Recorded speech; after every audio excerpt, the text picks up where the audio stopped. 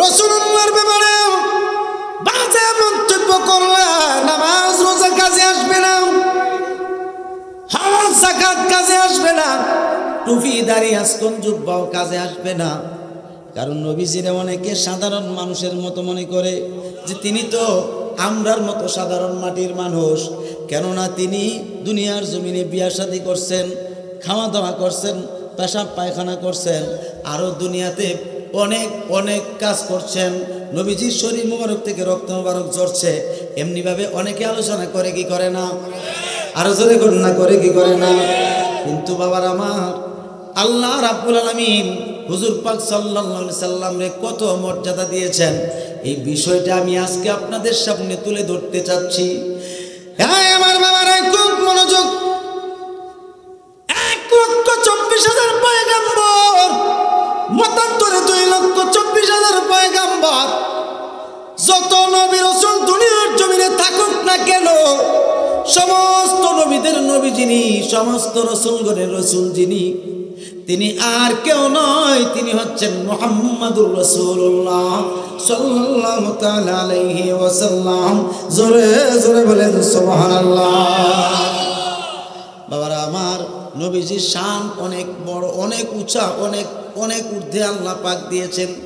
এখন আমাকে বুঝতে হবে রাসূলুল্লাহর শান আজমতের ব্যাপারে তো বুঝতেই হবে, এবং আমাদেরকে আগে বুঝতে হবে কোরআন শরীফের ভাষায় কোন কোন ওয়াজ আলোচনা, কোন কোন ওয়াজ বেশি করে করতে বলেছেন।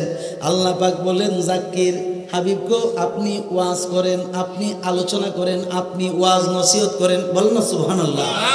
কোরআন শরীফে আছে জাকির, তাফসীরে আসছে, তাফসীরে জায়গা নাকি কেউ উঠবেন না, মাহফিলের পরিবেশটা নষ্ট করেন না, বরঞ্চ আরো সুন্দর করার চেষ্টা করেন। জাকির তাফসীরে খাজেন খুলেন, তাফসীরে খাজেনে আছে জাকির বমানা তাকসির। বলেন না সুবহানাল্লাহ। আল্লাহ পাক বলেন, হাবিব আপনি বেশি বেশি করে ওয়াজ করেন, বেশি বেশি করে ওয়াজ করেন। আমার নবী ডাক দিয়ে বলে, মাবুদ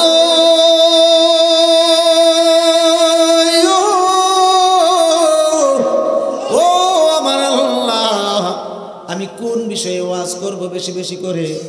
ওয়াজের তো অনেক বিষয় রয়েছে, নামাজের ওয়াজ আছে, রোজার ওয়াজ আছে, টুপিদারের ওয়াজ আছে, আসকন জুব্বার ওয়াজ আছে। মাবুদ কোন বিষয়ে বেশি করে ওয়াজ করতে হবে, এই বিষয়টা আমাকে একটু জানাইয়া দেন। নবীজির কথা মতে আল্লাহ পাক বলছেন, ফা ইন্না যিকরা তানফাউল মুমিনিন। আমার আল্লাহ ডাক দিয়ে বলেন, হাবিব নামাজ, রোজা, টুপি, দাড়ি, আসকন জুব্বা, ডিলা কুলুক, আবা কাবা, পর্দা পুশিদা যাই কিছু থাকুক না কেন, সমস্ত ইবাদত বন্দেগীর চাইতে বেশি বেশি করে আপনি ঈমানের ওয়াজ করেন। কিসের ওয়াজ? জোরে বলেন না, কিসের ওয়াজ? কেন? আল্লাহ জানেন, আল্লাহ জানতেন দুনিয়ার জমিনে আমল নিয়ে কোনো বাড়াবাড়ি হইতো না। কথা কোনা, দুনিয়ার জমিনে আমল আখলাক নিয়ে কোনো বাড়াবাড়ি হইতো না, ফতোয়াবাজি হইতো না, এমনকি ঝগড়া বাসাদ হইতো না। কিন্তু দুনিয়ার জমিনে ঝগড়াই হবে, দ্বন্দ্বই হবে ঈমান নিয়া। কি নিয়া? ঈমান। এইটা মূল্যবান সম্পদ। কেন? এই জন্য আল্লাহ পাক ঈমানদারে বেশি গুরুত্ব দিছে। কারণ হইল দুনিয়ার জমিন থেকে মানুষ যখন ইন্তেকাল করবে, ইন্তেকালের সময় মূল্যবান ঈমানটাই আশা করি, নাকি? জানাজাতে একটা চতুর্থ তাকবীর আছে না? হ্যাঁ আসেনি, আসেনি? কি সুন্দর করে তাকবীরটা দেই, দোয়াটা পড়া, আল্লাহুম্মা গফিরলি, আল্লাহ আমাকে মাফ করে দাও। হাইয়িনা, আমাদের জীবিত যারা আছে সবাইকে মাফ করে দাও।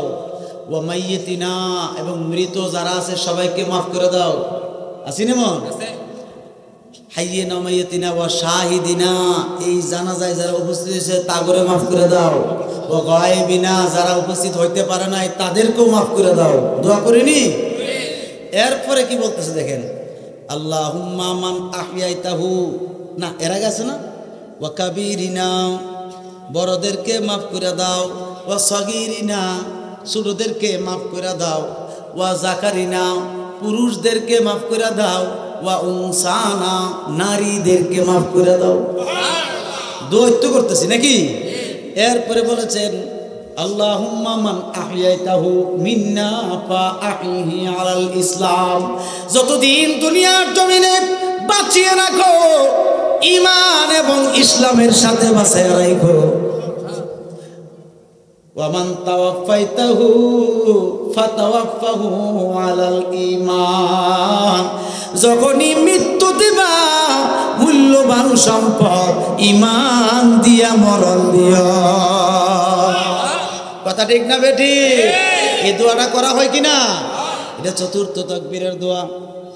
ঈমান ছাড়া মরতে কেউ শিকার আসে না।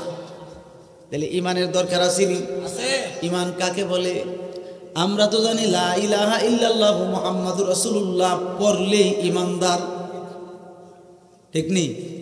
অথবা আমানতু বিল্লাহি ওয়া মালাইকাতিহি ওয়া কুতুবিহি ওয়া রুসুল আসেনি না? ইমানে মুজমাল বলেন, ইমানে মুফাসসাল বলেন, আসেনি? এগুলি বললে ঈমানদার না? শুধু এটা না, এগুলি তো প্রাইমারি ক্লাসের সংজ্ঞা, প্রাইমারি ক্লাসের। এখন আসেন আমরা কলেজে যাই, একবার ইউনিভার্সিটি, একবার ডাইরেক্ট। জগৎ বিখ্যাত কিতাব তাফসীরে রুহুল বায়ান শরীফ আল্লামা ইসমাঈল হাক্কি ওয়াল হানাফি সুন্দরভাবে উল্লেখ করেছেন, মান শাহিদা লা ইলাহা ইল্লাল্লাহু ফাকাদ লা ইয়াসিরুল মুসলিমা। মাওলানা সাহেব, যদি শুধু কোনো ব্যক্তি যদি লা ইলাহা ইল্লাল্লাহর সাক্ষ্য প্রদান করে, শুধু লা ইলাহা ইল্লাল্লাহ, মুফাসসিরিন বলছেন আজ থেকে 850 বছর আগে বলছেন, তিনির কিতাবে লিখছেন, মান শাহিদা লা ইলাহা ইল্লাল্লাহু ফাকাদ লা ইয়াসিরুল মুসলিমা, ইয়াসিরুল মুসলিমা। নবীজির ব্যাপারে বলছেন, যদি কোনো ব্যক্তি শুধু লা ইলাহা ইল্লাল্লাহর সাক্ষ্য প্রদান করে, সে কখনো মুসলমান হইতে পারবে না, মুমিন মুসলমান হইতে পারবে না। ওয়া মান শাহিদা মুহাম্মাদুর রাসূলুল্লাহ সাল্লাল্লাহু তাআলা আলাইহি ওয়াসাল্লাম ফাকাদ ইয়াসিরুল মুসলিমা। সুন্দর করে বলছেন, লা ইলাহা ইল্লাল্লাহর সঙ্গে সঙ্গে যদি দিলে মুখে মুহাম্মাদুর রাসূলুল্লাহ সাক্ষ্য প্রদান করে, নাপাক মানুষটার সাথে সাথে পবিত্র হইয়া ঈমানদার মুসলমান হইয়া যায়। তাহলে বোঝা গেল ঈমান হয়, ঈমান খুঁজে পাওয়া যায় নবী মুহাম্মাদুর রাসূলুল্লাহর ভিতরে, ঠিক না বেটি? রাসূলুল্লাহ ছাড়া ঈমানের খোঁজ খবর নাই। খাইছে রে, কষ্ট হইতেছে আপনারা? আচ্ছা, এখন আসেন আমরা ফতোয়ার কিতাবে যাই। ফতোয়াতে আসেনি, কি করবো না? জগৎ বিখ্যাত ফতোয়ার কিতাব ফতোয়ায়ে দুররুল মুখতার, লিখেছেন আল্লামা ইবনে আবিদিন রহমাতুল্লাহ আলাইহি। জোরে বলুন না সুবহানাল্লাহ। ফতোয়ায়ে স্বামীর সরা, কি বলুন না? পরিষ্কার আসছে, মান ক্বালা লা ইলাহা ইল্লাল্লাহু ফাকাদ লা ইউমিনু, যদি কোনো ব্যক্তি শুধু লা ইলাহা ইল্লাল্লাহ বলে, সে কখনো মুমিন হতে পারবে না। ওয়া মান ক্বালা মুহাম্মাদুর রাসূলুল্লাহ সাল্লাল্লাহু আলাইহি সাল্লাম ফাকাদ ইউমিনু, যেই মাত্র মুহাম্মাদুর রাসূলুল্লাহ বলবে সঙ্গে সঙ্গে মুমিন।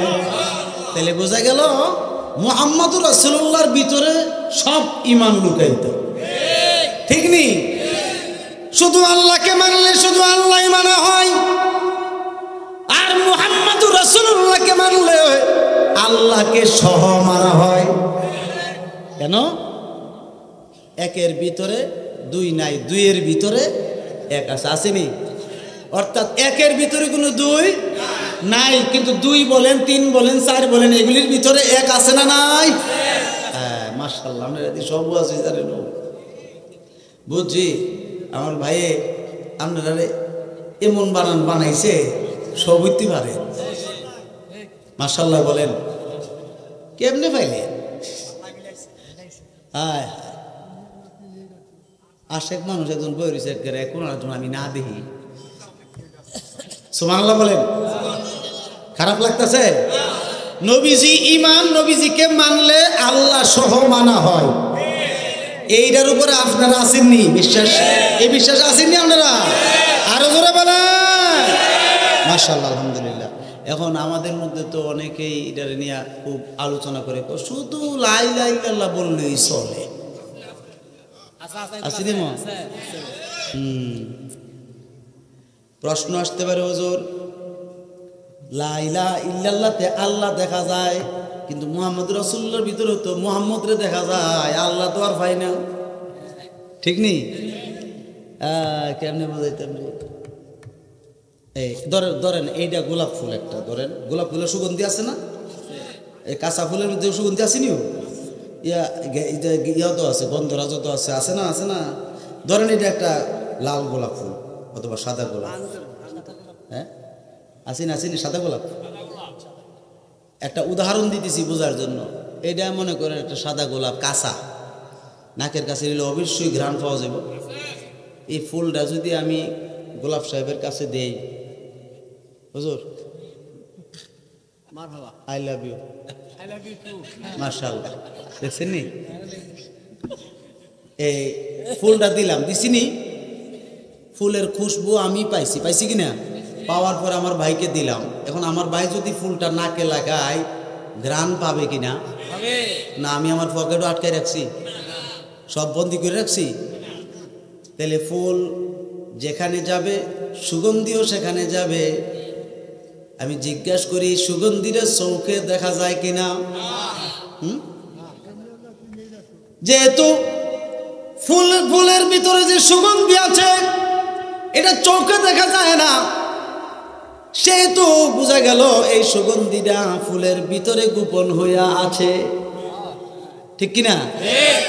যেমনি ভাবে এই গোলাপ ফুলের ভিতরে খুশবু বা সুঘ্রাণ গোপন হইয়া আছে, চোখে দেখা যায় না, ঠিক তেমনি ভাবে মুহাম্মদুর রাসূলুল্লাহর ভিতরে আমার আল্লাহ গোপন হয়ে আছে, আমার আল্লাহকেও দেখা যায় না। এই জন্য নবীজি বলেন, মান রাআনি ফাকাদ রাআল হাক্কা, যেই ব্যক্তি আমাকে দেখছে সে যেন খোদা দেখেছে। ওয়া মান ওয়াজাদানি ফাকাদ ওয়াজাদাল্লাহ, যেই ব্যক্তি আমি রাসূলকে পাইল সে যেন খোদা পেয়েছে। তাহলে বোঝা গেল মুহাম্মদুর রাসূলুল্লাহ পাইলে আল্লাহ পাওয়া যায়। ঠিক কিনা কোন? মুহাম্মদুর রাসূলুল্লাহ ছাড়া আল্লাহ মিলার কোনো সুযোগ নাই। নীল আসমানের নিচে কোনো মৌলবী প্রমাণ করতে পারবে না। মুহাম্মদুর রাসূলুল্লাহ ছাড়া আল্লাহ পাওয়ার কোনো ব্যবস্থা নাই। ভাইরা আমার খুব মনোযোগ, নবীজির শান আজমত কত মহান, দুনিয়ার মানুষের মতো নবীজির শান আজমত না। যেমন আল্লাহ পাক সূরা ইনশিরার মধ্যে একখানা ছোট্ট আয়াতে কারিমা আসছে। আল্লাহ পাক বলেন, বিসমিল্লাহির রাহমানির রাহিম,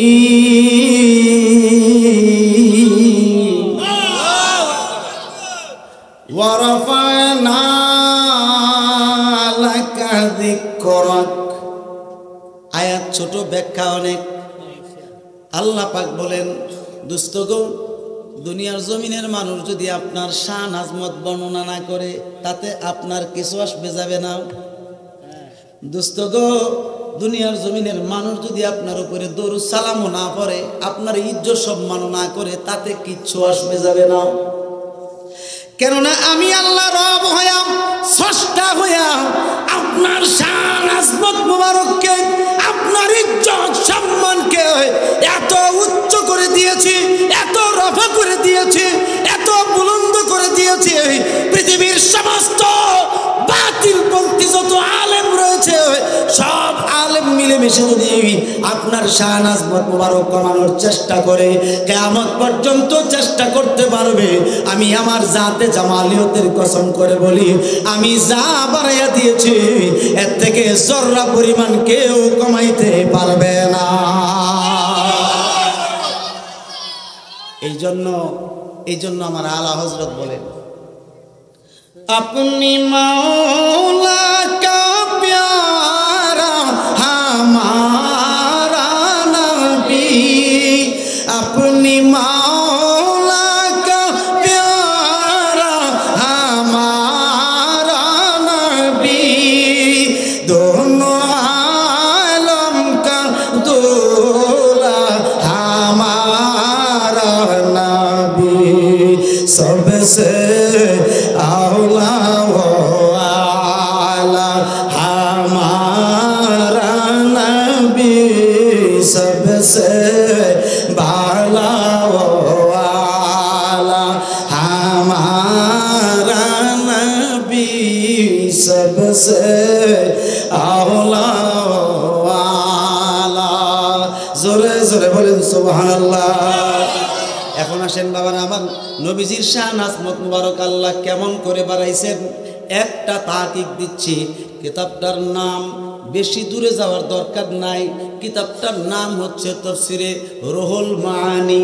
আল্লামা আহমদ আলুসি রহমাতুল্লাহ আলাইহি এই কিতাবটা উল্লেখ লিখছেন। এই কিতাব থেকে কানজুল ঈমান ওয়া খাজাইনুল ইরফান ওয়া নূরুল ইরফানের মধ্যে আসছে। এমনকি মুফতি আহমদ ইয়ার খান নঈমি রহমাতুল্লাহ আলাইহি সহ তাফসিরের নঈমিত এই তাফসিরখানা টেনে আনছেন। শুধু তাই নয়, আরেকটা তাফসিরের কিতাবের নাম বলছি। এই কিতাবটার নাম বেশি দূরে না বাবা, টাইটেলে পড়ানো হয়। এই টাইটেলের কিতাবটার নাম হচ্ছে তাফসিরে কাশশাফ। জগৎ বিখ্যাত তাফসির জগতের কঠিন তাফসির হলো কাশশাফ, আল্লামা জামাখশরী রাহমাতুল্লাহ আলাইহির লেখা। এই তাফসিরে কাশশাফে উল্লেখ আছে, বাইজাবিত আছে এমনভাবে প্রায় 11 থেকে 12-13টা তাফসিরের কিতাবে উল্লেখ আছে। আমার নবীর শান কদ্দুর আল্লাহ পাক নিজে বাড়াইছেন, পৃথিবীর কোনো মানুষ বাড়ান লাগে না, আল্লাহ নিজেই বাড়াইছেন। পৃথিবীর জমিনে 4 ভাগের 3 ভাগ হলো পানি, 1 ভাগ হলো মাটি, ঠিক কিনা? এই 3 ভাগ যে পানি আছে, মুফাসসিরিন লিখতেছেন সমস্ত পানিগুলো দিয়ে যদি কালি বানানো হয়, আর তাম পৃথিবীর যত গাছ গাছালি দিয়ে যদি কলম বানানো হয়, আর তাম সৃষ্টি জগৎকে যদি খাতা বানানো হয়, মিনাল কাফে ইলাল কাফে, বলেন না সুবহানাল্লাহ। তাফসীরে আছে খাতার প্রথম থেকে যদি আল্লাহ রাসূলের শান আজমত মুবারক লেখা শুরু করা হয়, লিখতে লিখতে লিখতে লিখতে কালি শেষ হয়ে যাবে, কলম ভেঙে যাবে, খাতাও শেষ হয়ে যাবে। আল্লাহর কসম করে মুফাসসিরিন বলেন আল্লাহর হাবিবের শান আজমত মুবারক লেখা শেষ হবে না।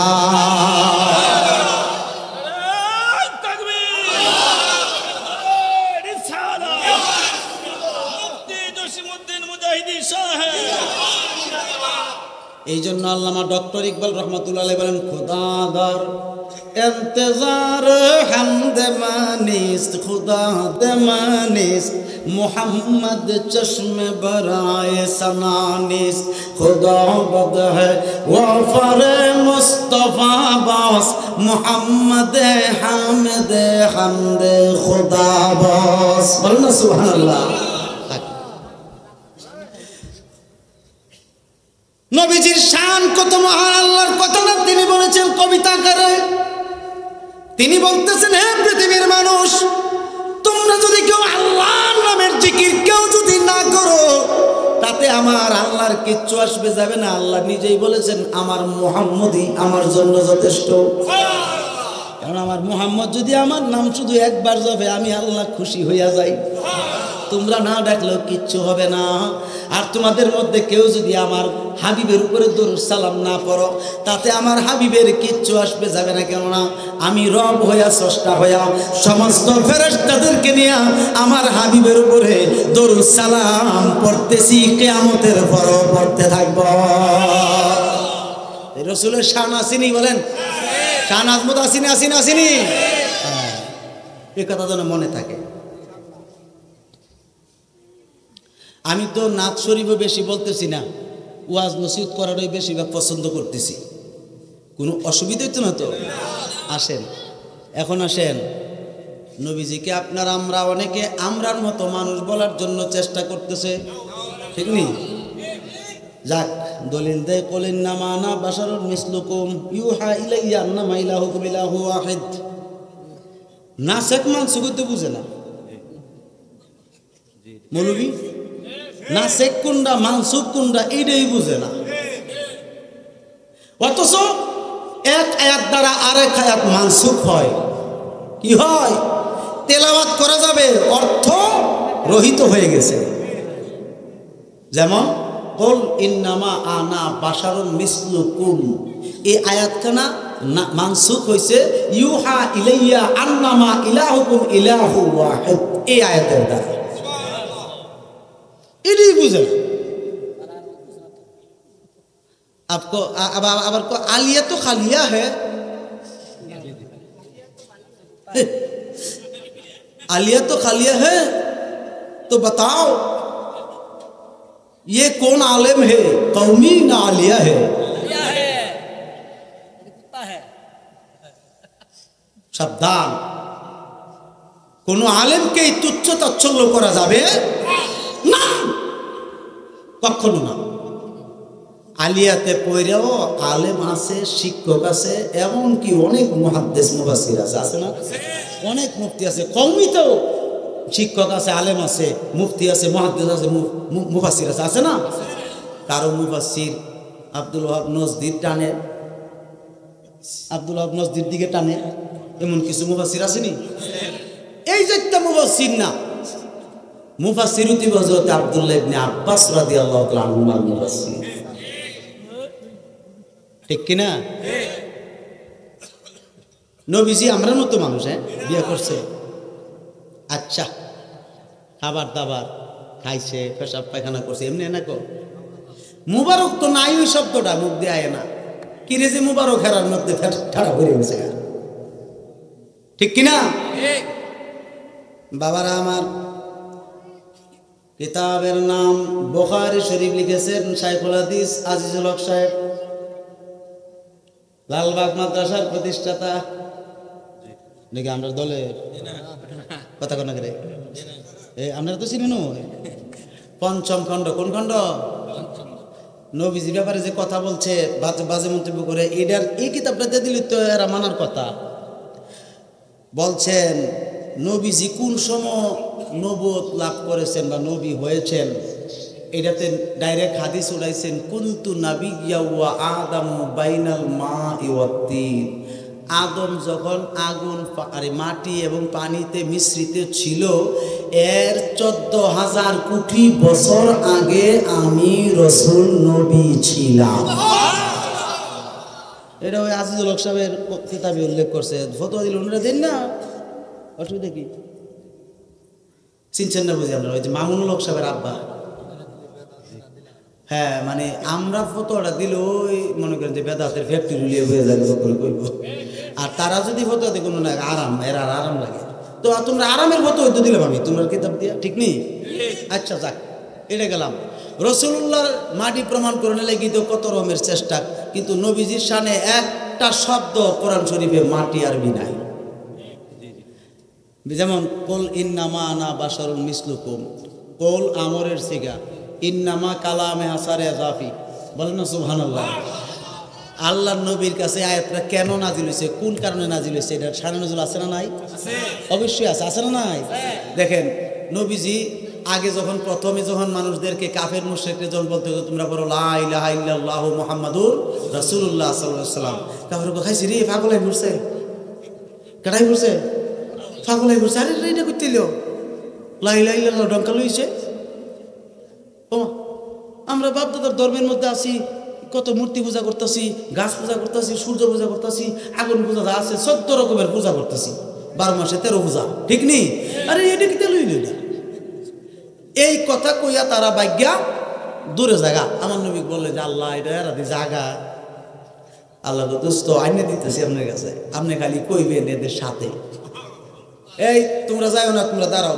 আল্লাহ বলছেন হাবিব আপনি বলেন একমাত্র আপনি বলেন, অন্য কেউ না, কেউ মানো না, একমাত্র আপনি বলেন। মানুষকে কাছে আনার জন্য, মানুষকে কাছে টানার জন্য আপনি শুধু বলেন যে কুল হাবিব আপনি বলুন ইন্নামা একমাত্র আনা বাশারুন মিসলুকুম, আমি তোমাদের মতোই রঙে নমুনায় আকার আকৃতিতে।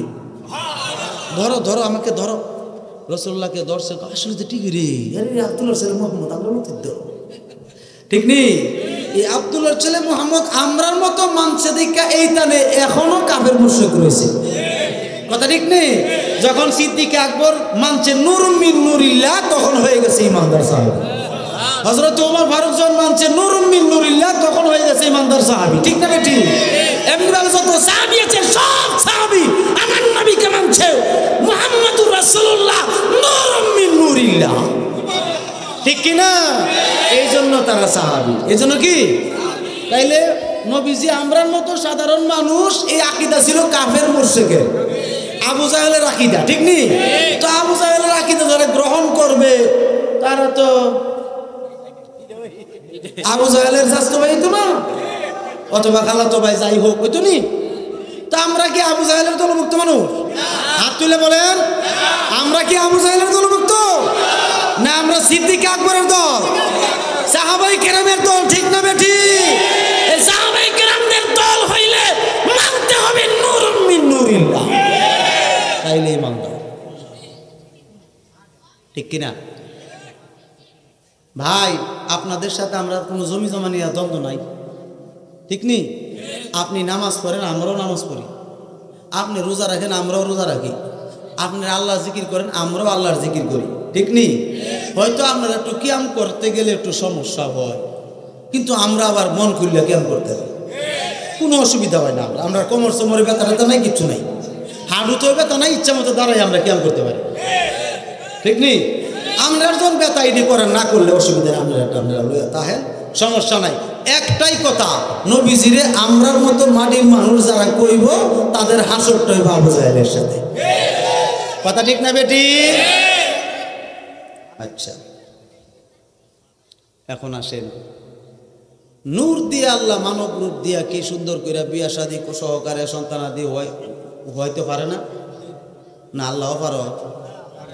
আচ্ছা বাবাজিরা আমার, মুসা আলাইহিস সালামের নাম শুনছেন নি? হ্যাঁ, ওমাগো শুনছেন? তিনি একজন জলিলুল কদর পয়গাম্বর ছিলেন, কথা ঠিক কিনা? মুসা আলাইহিস সালামের আল্লাহ একটা মুজেজার লাঠি দিয়েছিলেন, মুজেজার লাঠি। আচ্ছা, লাঠিটা কিসের? পাথরের না গাছের না কাঠের? কাঠের, কাঠের। ওই যে জৈতুন গাছের ডাইল আর কি, আঙ্গুর গাছের ডাইল। আদম আলাইহিস সালাম বেহেশতের ভিতরে হাওয়া আলাইহিস সালামের মারণের লেগা ডাইলটা ভাঙছিল। ওই যে ফল যে খাই নিয়েছিল, মানো না, ফলটা তো খাই নিয়েছিল, তখন আদম আলাইহিস সালাম ডাইলটা ভাঙ্গা মানে না করছি খাইতে, বললে আল্লাহ না করছি খাইলে তুমি স্ত্রীকে স্বামীকে মাইরেন পরে আগে আপনিও খাইয়া লোট করে যে একটা বড় হুজুর চিনি হলো, সাদা পোশাক করে আপনি আজকন চুপা লাগে, এত সুন্দর হুজুর আমি জীবনে দেখছি না। এই হুজুরে কইছে এই ফলটা যদি খাই তাহলে বেহেশতে বের করতে না, আর যদি না খাই তো একটা ডিল মেরে বেহেশতে ফেলাই দিব দুনিয়া। কোথায় নাকি দাও সুন্দর করে খাই লিখছে, খাইছে পরে তো মাশাআল্লাহ সব শেষ, বেহেশতের পোশাক যত আছে সব উইরা গেছে গা। এই বড় হুজুরটা কেডা? কথা কোন রে? ওই একটা টুপি লাগাইয়া একটা রুমাল সাদা এমন কিন্তু বাংলাতে রাহে আসিনি, আসেনি, কথা কোনো আসেনি, আসেনি, এইটাই হিগা, বুঝেননি? এইটাই ওইটা মন থাকতুই, মন রাখতুই।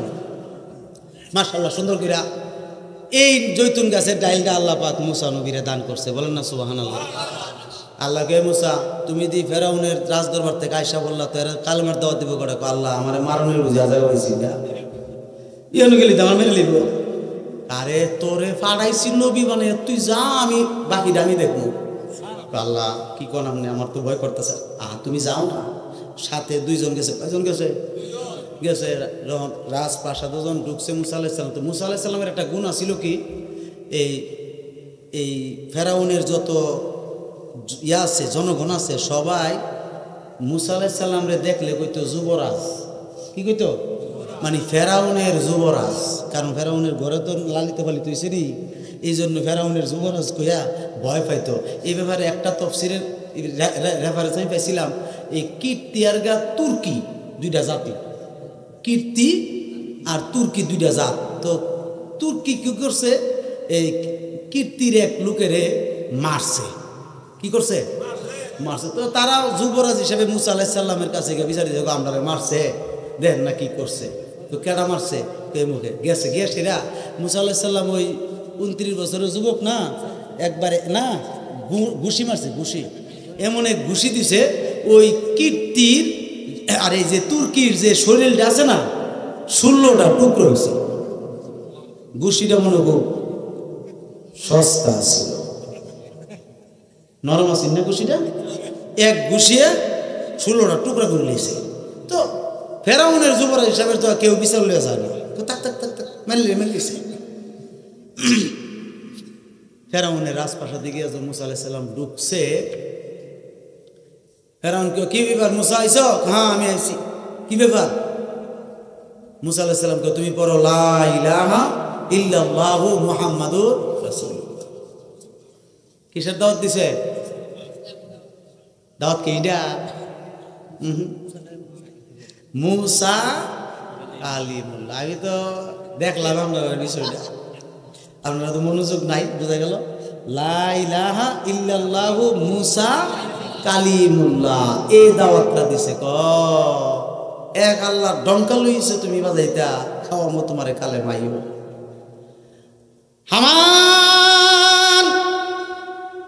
আমার 80,000 জাদুঘরকে খবর দে, তাড়াতাড়ি করে 80,000 জাদুঘরকে আসতে বল। আমার চরম শত্রু মুসা আমার রাজপ্রাসাদে এসে হাজির হয়ে গেছে।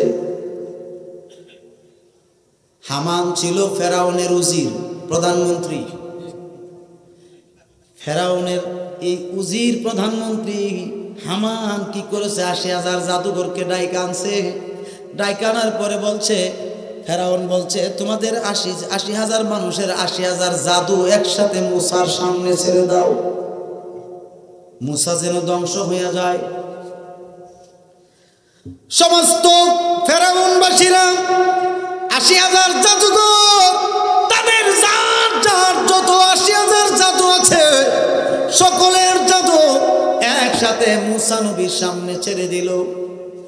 মুসা আলাইহিস সালামের সামনে যখন ছাড়লো, কারো সিংহ, কারো বাঘ, কারো সাপ বিচ্ছু, এমন ভাবে হিংস্র প্রাণী, সব হিংস্র জানোয়ার, সাপ বিচ্ছু থেকে শুরু করে সব হিংস্র বিষওয়ালা এই প্রাণীগুলো, জাদুগুলো যখন ছেড়ে দিল, তখন মুসা আলাইহিস সালাম বলছে, আল্লাহ আমি তো আগেই বলেছিলাম তুমি আমাকে মারার জন্য মনে হয় এই জায়গায় নিতেছো, এখন দেখো আমি কেমন করে বাঁচবো এই জাদুর থেকে।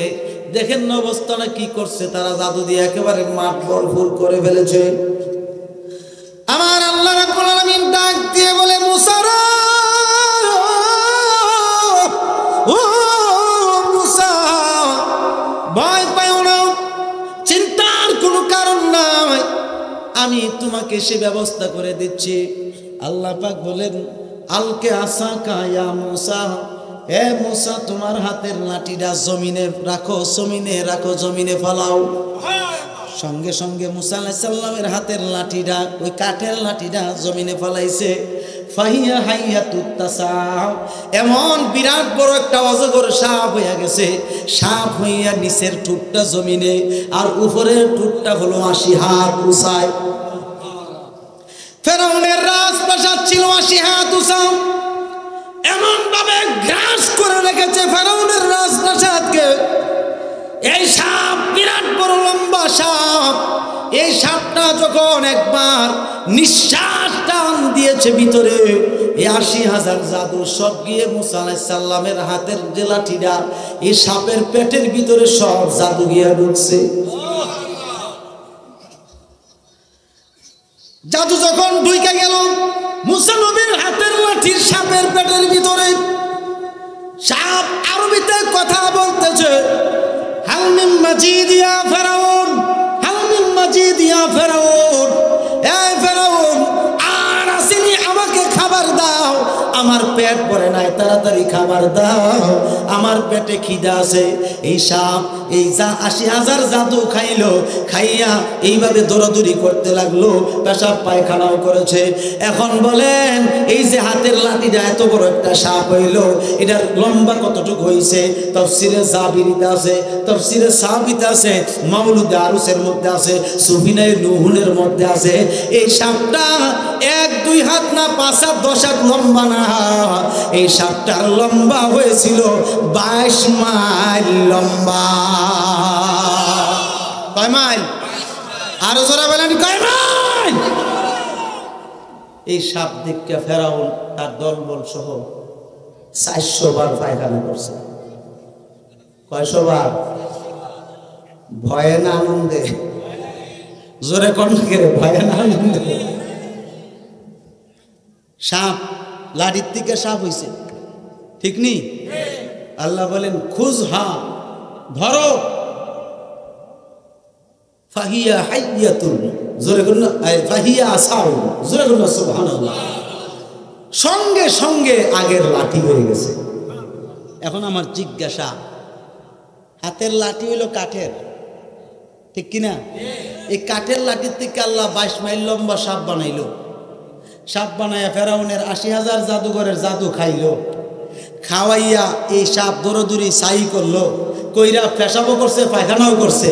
এবং লাঠির থেকে যদি সাপ বানাইয়া খাওয়াইতারে, পেশাব পায়খানা করাইতারে, আল্লাহ কি নূর দিয়া, মানব সুরত দিয়া, দুনিয়ার জমিনে সংসার করাইয়া, সন্তানাদি জন্ম দেওয়াইয়া পেশাব পায়খানা করাইতো পারে কি পারে না? আর জোরে বলো। এরা তো একটা দলিল দে যে ফেরেশতারা না নূরের তৈরি, এইটা তুই যাবো, ঠিক নয়? হ্যাঁ, ফেরেশতার নূরের তৈরি, এটা মানি তো কথা কর না রে। তো ২ জন ফেরেশতার নাম ছিল হারুত আর একজন মারুত। তারা আল্লাহর কাছে বলতেছে, আল্লাহ খালি আপনি খালি মানুষ পাঠান, মানুষ বানাইতেছেন, আমরা একটু মানব রূপ দিয়ে পাঠান না। দেখেন এরা কি ইবাদত করে, হচ্ছে বেশি বন্দেগী আমরা করব। আল্লাহ ফেরেশতা পারতা না, কি না পারতা না? আমার নবীর উম্মত যেমনি পারে তুমি পারতা না, তোমরা ঠিক থাকতা না। তো কেড়ে পারতাম না আল্লাহ, আমরা ঠিক থাকতাম না, কে লেগে? আমরা আপনার ফেরেশতা না? আপনি তাসবিহ করতেছি, ইবাদত করতেছি, সব কিছু করতেছি, আপনি ফাটাই আমি দেখবেন। ফাটামু শর্ত আছে ৩টা। কয়টা? ১ নাম্বার শর্ত হইল তোমরা দুনিয়াত গিয়া আল্লাহর সাথে শিরিক করতে না। কি করতে না? শিরক করতে না। রাজি নিকো? জি আল্লাহ আমরা রাজি, জোরে করুন আমার হাবা। ১ নম্বর শর্ত। কয় নম্বর? ২ নম্বর শর্ত হইল কোন নারীর দিকে আকৃষ্ট হইতে পারতাম না। কোন নারীর দিকে আকৃষ্ট হইতে পারবা না। আল্লাহ অবশ্যই হইতাম না, ঠিক নেই? ৩ নম্বর হইল অন্যায়ভাবে কাউকে হত্যা করতে পারবা না, ঠিক আছে? কয়টা শর্ত? আল্লাহ যা তোরে মানব রূপ দিলাম। মানব রূপ দিয়া হারুত মারুত দুনিয়াতে আইছে। আসার পরে একেবারে মানুষ। এখন আমার জিজ্ঞাসা, মানুষ হইতে গেলে কি কি লাগে? হাত পা কান নাক চোখ কান মুখ যত আছে ব্রিথিং অঙ্গ প্রত্যঙ্গ লাগে কি লাগে না? এখানে দুজন পুরুষ, দুজন কি পুরুষ? পুরুষ হলে কি শুধু হাত পাও মাথার চুল কালা হইতেই লাগে না আরো কিছু লাগে? পুরুষ লিঙ্গ লাগে না? কথা বলে লাগে কি না? আচ্ছা এবার আসেন, সুন্দর করে এত দুনিয়াতে নামছে, নাইমিয়া দেখতেছে, হায়রে কি সুন্দর সুন্দর মানুষ দেখা যায়, নারীও দেখা যায়, কত কিছু দেখা যায়। তারা যার কাছে যা তাগরে কেউ চিনে না, এমন সুরত আল্লাহ দান করছে মানুষের সুরত। এরার সঙ্গে মিল নাই। তারা কি করছে, সুন্দর করে একটা বাচ্চা সামনে পাইছে। কি পেয়েছে? বাচ্চাটা খালি এদের রাস্তা আটকায় রেখে দিকদারি করে এদের উপরে মানে আক্রমণ করার চেষ্টা করে। এরা কি করছে, ফাঁক কইরা বাচ্চাটারে মেরে লিছে। তো আল্লাহ যে কইছে কাউরে মারণ যেত না, এটার মধ্যে কি আছে না নাই? মারছেনি, মারে বলেছিনি। আচ্ছা গেল। দ্বিতীয় নম্বর হইল আর একটু সামনে জন হাঁটতেছে, এমন এক সুন্দরী যুবতী নারী সামনে পড়ছে, দেখা তো দুজন পাগল হয়ে গেছে, আকৃষ্ট হয়ে গেছে। তাই মেয়ে তোমার নাম কি? আমার নাম দিয়ে কি করবেন আপনারা কারা? আমরা যে জানি। তোমার নাম কি? আমার নাম এমো, এই নাম। আমরা দুইজনের তোমার পছন্দ হয়েছে। আরে পছন্দ হলে তো একজনের হইব, দুইজনের কেন? কারণ আমরা দুইজনেই তোমার বিয়ে করব। আচ্ছা এটা কি কোনো আইনে আছে? এটা কোনো আইন আছে একজনের দুইজনে বিয়ে করো? না, তোমরা বিয়ে করলে তো একজনে করতে পারবা, আরেকজন তো করতে পারবা না। না, আমরা দুইজনেই সংসার করবো তোমার সাথে। তাইলে তোমরা দুইজন যদি আমার পছন্দই করে থাকো, তাহলে তোমরা দুইজনের কাছে আমি বিয়ে বসতে রাজি। আমার একটা শর্ত আছে। কি শর্ত? তোমরা আল্লাহর, আরে তোমরা ওই যে একটা মূর্তি দেখা যায়, মূর্তি, ওই যে মূর্তি দেখতেছ, এই মূর্তিটা সেজদা দেওয়া লাগবে। একটা গিরি আল্লাহ না করে দিল, কারো আল্লাহর সঙ্গে কেউ শরিক করুন যেত না। তখন মূর্তি রেখো সেজদা দিতাম, সারা জীবন দিয়ে এলাম আল্লাহ রে। তখন কিতা করো? রাজি আছো? নাইলে নাই, বিয়ে বিয়ে হইতো না। তোমরা তোমাদের প্রতি তোমরা যাও, আমার প্রতি আমি যাই। না না না, সেজদা দেবো, বিয়া করতে। তাহলে নারীর প্রতি আকৃষ্ট হয়েছে না? মাশাআল্লাহ, মারিয়ে মারিয়ে দিয়েছে সেজদা মূর্তিরে। এখন কর শিরক করছি না আল্লাহর সাথে? এই আল্লাহর কথা কি মানতে পারছে? জোরে কোনা মানতে পারছে? ফেল। এবার এই দুইজনে মিললে এই মেয়েটারে বিয়ে করছে। বিয়ে করার পরে 19 জন সন্তান হয়েছে।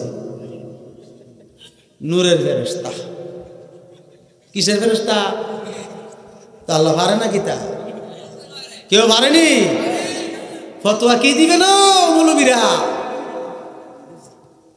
মাটির মানুষ ফেরেশতা, হারুত মারুত বলা যাব? এই হারুত মারুত সহ যত ফেরেশতা আছে, যত সৃষ্টি আছে, যত রকমের সৃষ্টি আছে, আসমান জমিন আরশ কুরসি লৌহ কলম যা কিছু আছে, সব সৃষ্টি হইল আমার নবীর নূর মুবারকের গাম মুবারক দ্বারা। এই জন্য আমার নবী বলছেন, আনা মিনাল্লাহি ওয়া কুল্লু শাইইন মিন নূরি। বলেন না সুবহানাল্লাহ। সালাতু সালাম জানাই দরুদ সালাম জানাই আপনার দরবারে নবী গো আমরা গোডা। সালাতু সালাম জানাই দরুদ সালাম জানাই আপনার দরবারে নবী গো আমরা সালাম আমরা গুনাহগারে জানাই আমরা গুনাহগারে সালাম আমরা গুনাহগারে নবী গো আমরা ওগো কোরআনে দেখাছি আমি গুনাহগারের বন্ধু তুমি গো। ওগো ফিলাইবা কাউসারের পানি, ফিলাইবা কাউসারের পানি ময়দান হাসরে নবী গো আমরা গুনাহ। এই সালাতু সালাম জানাই দরুদ সালাম জানাই আপনার দরবারে হে নবী গো আমরা। ওগো আমরার কাছে কি দহন আছে, কি দিব আপনারে। হায় হায় আমরার কাছে কি দহন আছে, কি দিব আপনারে নবী গো আমরা গোনা। এই সালাতু সালাম জানাই দরুদ সালাম জানাই আপনার দরবারে হে নবী গো। একটা জবান বন্ধ রাখবেন না, চিৎকার দিয়ে বলেন আল্লাহু আকবার। মুহাব্বতে বলেন ইয়া রাসূলুল্লাহ, আওয়াজ করে বলেন ইয়া ওলি আল্লাহ। আমার ভাই হুজুর সাল্লাল্লাহু আলাইহি সাল্লামের ক্ষমতা এবং পাওয়ার মাপার মতো যোগ্যতা পৃথিবীর কারো ছিল না। বিশেষ করে নবীজি যাকে সর্বপ্রথম বিয়ে করেছিলেন হযরতে আম্মা জান খাদিজাতুল কুবরা রাদিয়াল্লাহু তাআলা আনহা, আমি তিনার ঘটনাটা না বলে পারছি না রে বাবা। পৃথিবীর জমিনে কিয়ামত পর্যন্ত যত নারী পুরুষ দুনিয়া থেকে মুসলমান মৃত্যুবরণ করবে, ইন্তেকাল করবে, তাদের কবরে মুনকার নকির অবশ্যই যাবে। ঠিক নেই? ঠিক নেই?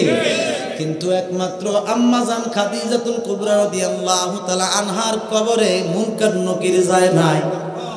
এই বিষয়টা আমার স্মরণ হয়ে গেছে, আলোচনা করতে রাজি আছি। আপনারা থাকতে রাজি আছেননি? জোরে বলেন না রাজি আছেননি? কেউ কিন্তু যাইতে পারতেন না। ঠিক নেই? আমি যদি সময় দিতে পারি আপনারা দিতে অসুবিধা কি? শোনেন বাবারা আমার, নবীজি শেষ বেলায় যার কাছে লালিত পালিত হয়েছেন তিনি নাম ছিলেন খাজা আবি তালিব হযরতে মাওলা আলীর আব্বা। আমার নবীজির আপন চাচা, বলুন না সুবহানাল্লাহ। আবি তালিব মুসলমান হয়েছিল না। আবি তালিবের স্ত্রী হযরতে ফাতেমা বিনতে আসাদ রাদিয়াল্লাহু তাআলা আনহা তিনি মুসলমান হয়েছিলেন গোপনে নবীজির কাছে।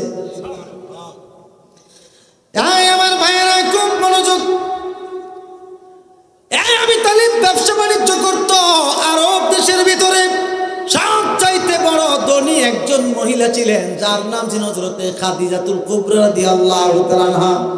তিনির মতো এত বড় ধনী আরব দেশের ভিতরে কেউ ছিল না রে বাবা। এত ধনবান ছিল তিনার সাথে ব্যবসা বাণিজ্য করতো আবি তালিব এবং অন্যান্য অনেক ব্যবসায়ীরা ব্যবসার লেনদেন করত। আবি তালিব বারবার ব্যবসায় যায় আর লস খায়। কি খায়? লস খায়, লাভ হয় না। কোনো রকমে জীবন কাটাইতেছে। একদিন আবি তালিব চেহারা মলিন কইরা বাড়িতে আসলো। আসার পরে বিবি ডাক দিয়ে বলে, স্বামী গো, ও প্রাণের স্বামী গো, আপনার চেহারা মলিন কেন? বলতেছে, বিবি রে, এতদিন পর্যন্ত লস দিয়া ব্যবসা বাণিজ্য করতেছি, আজকেও কেন যেন লস হয়ে গেছে, বুঝতে পারতেছি না। একা একা ব্যবসার মানদণ্ড করতে পারতেছি না, ব্যবসার মানটা অনুমান করতে পারছি না। একটা কাজ করলে কেমন হয়? আমার ভাতিজা মুহাম্মদ, সবাই বলেন সাল্লাল্লাহু আলাইহি ওয়াসাল্লাম, তারে যদি সাথে নিয়ে যায় তোমার কোনো আপত্তি আসেনি? বলতেছে, আমার বাবা মুহাম্মদ তো ছোট, বয়স কম, এই বয়স কমের মধ্যে কেমনি নিবেন, ব্যবসা কেমনে করবে? বলতেছে, বয়স আর কেমন হবে? বলে, না না, এই তো মাত্র 25 বছর, এটা হয়েছে কম বয়সের। এটা বলে কম বয়স? জোরে বলো সুবহানাল্লাহ।